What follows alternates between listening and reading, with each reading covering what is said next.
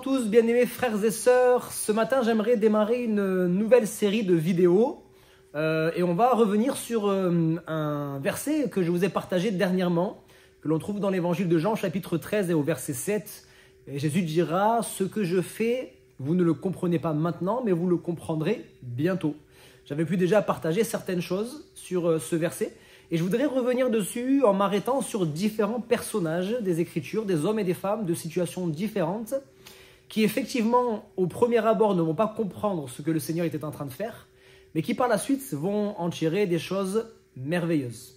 Alors ce matin j'aimerais m'arrêter sur cette femme qu'on appelle la femme samaritaine. On trouve ce récit dans l'évangile de Jean chapitre 4 et alors qu'il y a une femme qui est là, qui comme à son habitude va aller au puits pour puiser de l'eau. Elle va rencontrer Jésus, Jésus va lui demander de lui donner de l'eau.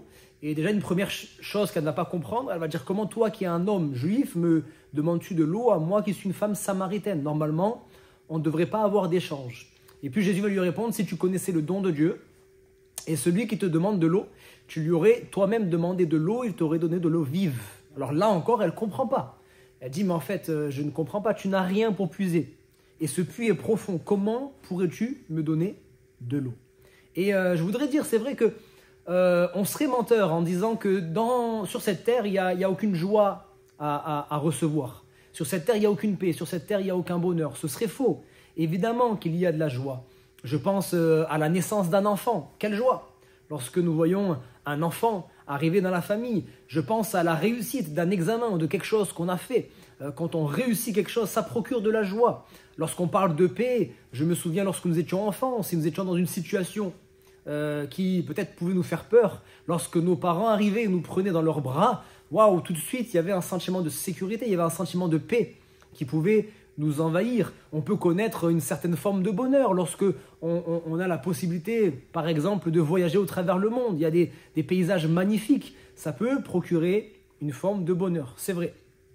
Mais vous l'aurez remarqué, ce sont des joies, des paix, un bonheur que nous ne pouvons vivre que pour un temps.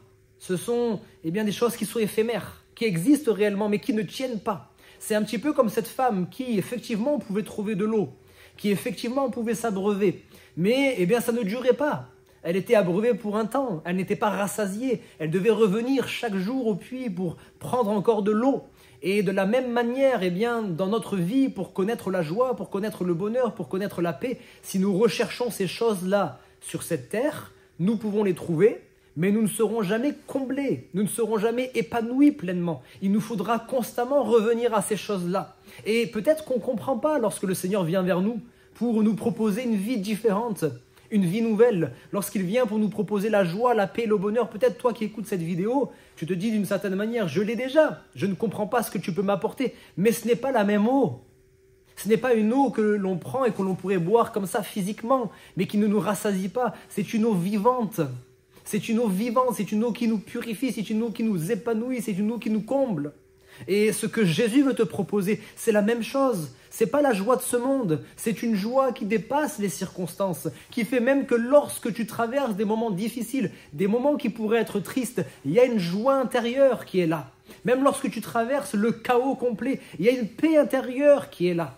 Peut-être jusqu'à maintenant, tu ne comprends pas ce que c'est que la paix en Christ. Tu ne comprends pas ce que c'est que la joie en Christ. Et tu ne comprends pas ce que le Seigneur pourrait t'apporter. Mais si seulement tu pouvais saisir ce qu'il te propose ce matin, si seulement tu pouvais saisir, lorsqu'il te parle de cette eau vive que tu ne comprends pas encore pour l'instant, mais que tu peux expérimenter, cette eau vive qui va venir te combler, cette eau vive qui va te remplir de sa paix, te remplir de sa joie. Ce sera une attitude plus que juste une émotion. Ce sera ce que tu vas vivre au quotidien envers et contre toute situation.